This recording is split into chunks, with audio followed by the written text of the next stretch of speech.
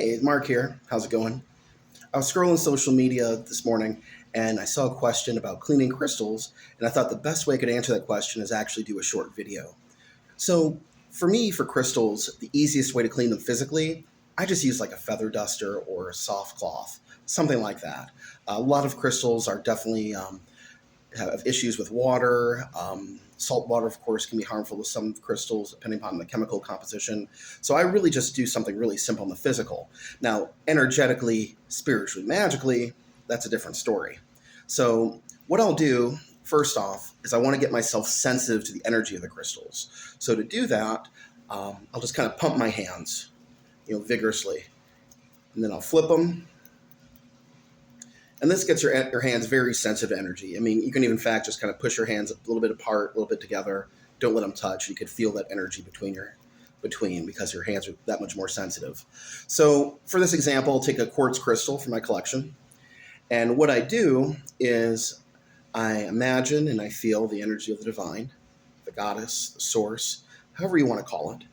And I imagine that energy coming from above and coming from the above through and around the crystal very slowly and gradually.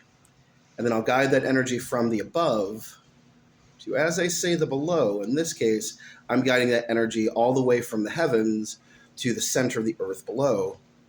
And then I'll just let it sit in that kind of that energetic flow for a while.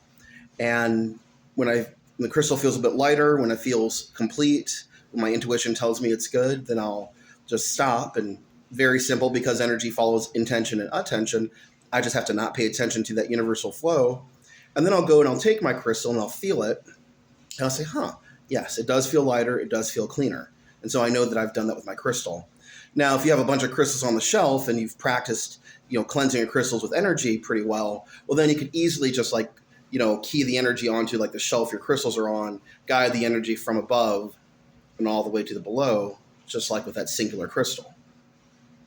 The other thing probably I should make note of is if you do enchant your crystals with a specific intention, if you don't want to clean them out completely or bleach your crystals energetically, just go ahead and imagine that you're cleaning out the surface energy instead of the core energy, because usually that energy of intention through an enchantment will be the core energy in that crystal.